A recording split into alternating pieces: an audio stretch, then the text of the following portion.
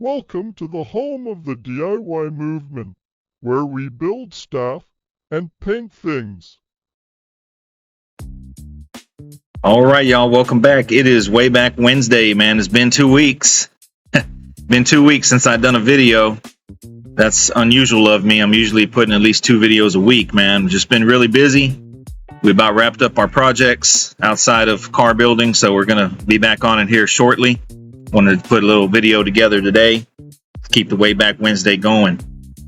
Where we last left off, the 61 was painted, and we got the one-piece bumpers on. California one-piece bumpers, they call them. No bumper guards, no grill guard, no rear antennas. We're going for a more sleek look. And man, believe it or not, this car kind of sold. I sold it. This is going to be the last video for this car, but we'll talk about it. I believe I jumped the gun on selling it. And talk about these wheel jacks, Go Jack knockoffs, Harbor Freight, Daytona, Pittsburgh, whatever you want to call them, man. I had quite an experience with these. I remember Billy Jean, the owner of Billy Jean, which we're going to do a way back Wednesday for that car, 64 black convertible. He loaned me these, you know, in case I needed them or whatever. And man, okay, they work great on really flat surfaces, okay? But this is my first time using these. I didn't think ahead. I should have.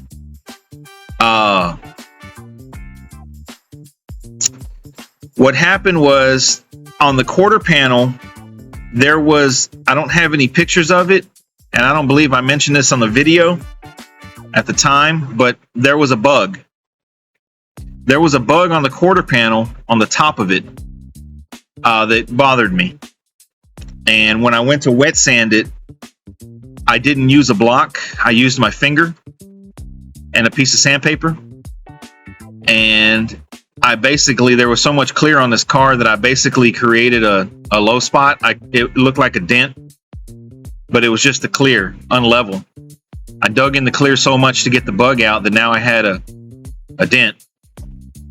And I was going to fix that, right? So I was going to block it down, and then I was going to use some really thin glaze, like icing, and spot in some base coat and re-clear the top, because that bothered me for some reason. People would probably never see it, but it bothered me. So I remember I put the car on these type of wheel dollies, and we were going to push it from this shop to the little paint room I have, and the casters of the wheel dollies hung up on the expansion joint that's right outside the door of the shop, concrete expansion joint. And the wheel dolly stayed in place, but the car rolled off of the wheel dolly because these things have these rollers that are pretty much holding up the tires. So basically the thing rolled right off the wheel skate. And I remember having my wife help me swinging around and say, well, let's push it next door, because it already had the engine, so it was already a heavy car. And man, it rolled off of the wheel dolly, and the wheel dolly kicked up. That big ass arm right there that you use your foot to jack it up, it rolled around and kicked up, and it put a dent in the quarter panel. So that morning went from really excited about finally fixing this quarter panel issue that's been catching my eye on the driver's side, to now a whole nother quarter panel issue on the passenger side. Man, that thing was like a gut punch.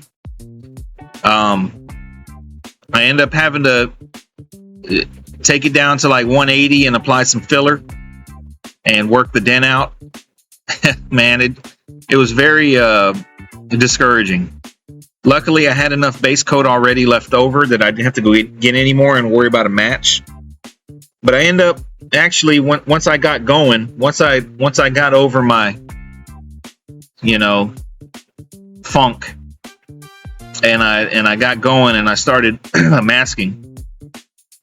It ended up only being about a 4-hour repair, so I was real excited to be able to fix that the same day, which, you know, that this all ties into the DIY movement, because if I wasn't able to fix that, I would have had to, you know, call my painter or take it somewhere, and it would just unravel into this big mess, man. So luckily I was capable and I had the resources to fix this myself. I don't remember if I did a video on it or not. I know I got some pictures, but basically I blended in this little quarter panel all the way up to the rocker, and I masked. And one thing I learned about the mask job when you don't have a real booth is that's going to evacuate the overspray out sufficiently. That clear overspray is going to find everywhere to go up in. So I end up having to clay bar the entire car, bumpers, glass, everything, to get the overspray off of the car. But that's you know, that's not bad, you know. It's not a deal breaker, but I was surprised, because this is the first time I ever had to try to do a repair on a painted car. So I didn't realize that the overspray is going to get everywhere. But yep. So as far as those wheel skates, man, I was actually looking to buy a pair or set, because I'm getting ready to unload the 63 and bring it into the shop and, you know, start planning that build. But I was like, man, I don't want to go back to that, man. So I'll just use the ones that I have and borrow them off of Bobby's car and put my car where I want it and put Bobby's car back on them. Yeah, so here we are in the room or booth, whatever you want to call it, getting ready to fix this top quarter panel. So I'm excited to move on to that. You can see I masked much better this time after the other quarter panel repair. Man, you know, so this all ties in.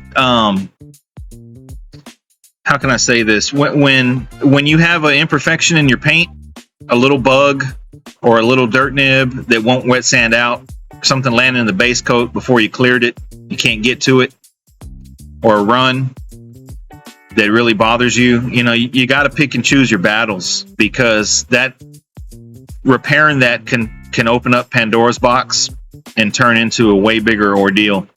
And you would wish you were okay. You would have wished you would just left those little mosquito legs right there on that roof where you can't see it, you know, because what happened with this was, like I say, there was a bug on top of the quarter panel.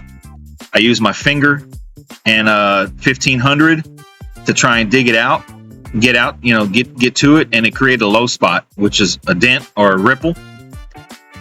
And then so I had to reblock it and then use a little bit of glaze and spot in some base coat, and then re-clear the top of the quarter panel from the trim up. As you can see, what happened with that, I learned what solvent pop is. So to my knowledge, from my experience, solvent pop, that we're looking at solvent pop right now. Solvent pop is trapped solvents in the clear coat. It's not on the top coat of clear. It's not craters. It's not divots. It's not bubbles on top. It's trapped solvents in between layers of clear. Could come from base coat, could come from clear coat. In my case, these came from base coat. I put the base on because I believe I was trying to spray over 400 grit, and the base coat wasn't filling in the 400 grit scratches. Well, it was, but at the time I didn't know it, and I didn't realize it, but it was. So I was putting on more base coat, and I put on too much base coat, too many rounds, probably 5 or 6, spot ends. I didn't give it ample flash time, and I cleared it as if I only put 2 coats. And then I cleared it again, and I cleared it again, and then after about 10 minutes of the 3rd coat, I started getting these trapped solvents trying to come up.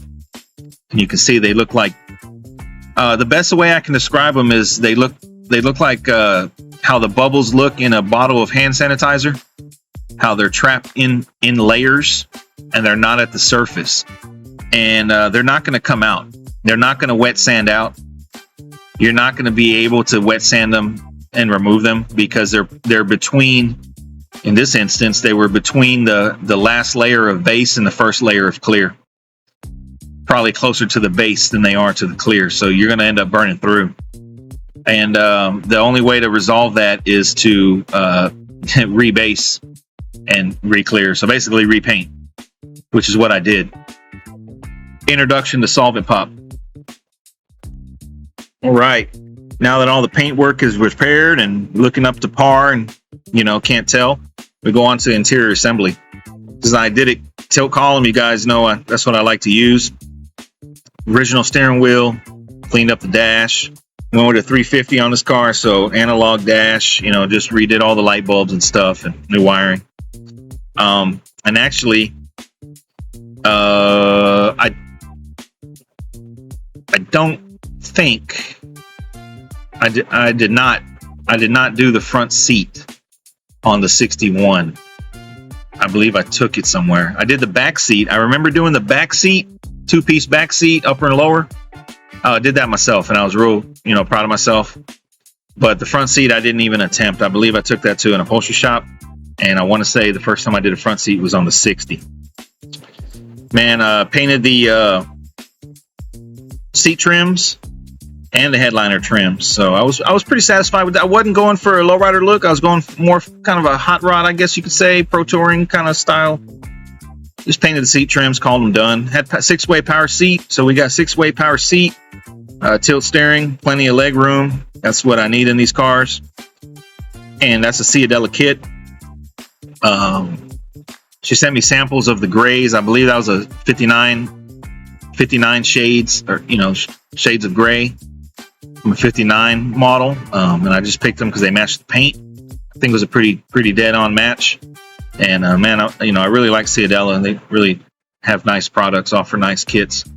So that's a Ciadella kit, 6-way power seat, carpet, headliner, that whole thing. The whole build is on the channel. NOS hubcaps, fat white walls. So we're moving right along. So in this picture, the interior is done. We did the headliner. It's done. And this was probably a couple weeks before I sold the car. On this one, I did not do the MagnaFlow that you guys seen on the channel. I took this one to an exhaust shop about 20 miles away from here. Took it on a trailer. I went to scope the place out the day before and told the guy, I was like, man, I'm kind of looking for like a one-day job, you know, like schedule it. I want to schedule it to where I can bring it in the morning and pick it up in the evening. I don't want it to sit here. I thought, okay, yeah, we can do that. So did a really good job, man. I haven't been back. I may go back with the 63 if he's still there. But you know, it was a custom exhaust, tucked up nice. They supplied the mufflers, supplied everything, and he did it, you know, in about 6 hours. So I was real pleased with that. And we're getting ready to start the car. You know, finished up the front end here. This was pretty much the car, I believe, was moving on its own power. You know, Bobby made a comment on the last video. I saw it, Bobby. You talking about you believe. I do realize I say that a lot. It's just the way it is. But man, this was the new grille that came with the car, the replated bumpers that came with the car. Man, this car was a damn good car, man. And there are times where I regret selling it. We're gonna get to that in a couple minutes here. But man, you know, it was a good car, buffed out nice. Once all the imperfections were fixed, and it ran and drove, and ended up selling it. So this is one of the last pictures I have of the car before it left here. And when I say I kind of jumped the gun on selling it, you know, I did. I had good reason. I think I sold this one for, I know I sold this car and I sold the blue 64 in the same week. So that was a good week. I believe I sold this one first, then I sold the blue 64. I made a video, a walk around video. It's on YouTube showing this car. And I had a guy reach out, and he wanted it. He wired me the money like the next morning. The car was gone, right? I remember, and I explained to the guy, man, I hadn't quite worked the bugs out. I mean, this thing had like 5 miles on it, you know. And I was like, man, you know, I haven't driven it. It had I don't have time. It hadn't been done that long. It's got 5 miles on it. There are some bugs. Mainly the brakes are still soft. I hope you understand that. Oh yeah. Okay. So when the transporter showed up, man, I drove this car down the street, about a mile away to meet the transporter. And, man, the car was, I made sure that it was spotless.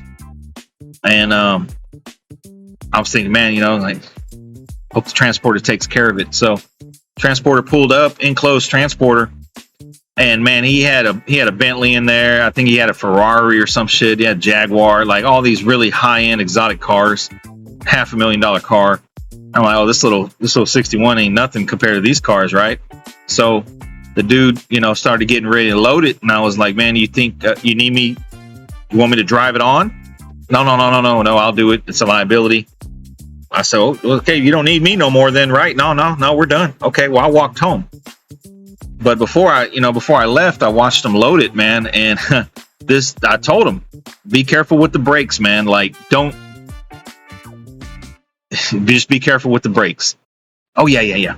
All right. Man, this dude came about an inch from running into a Bentley, running into the back of the Bentley inside the trailer. And when he got out, he's like, man, this car barely has any brakes. I said, man, I just finished telling you that.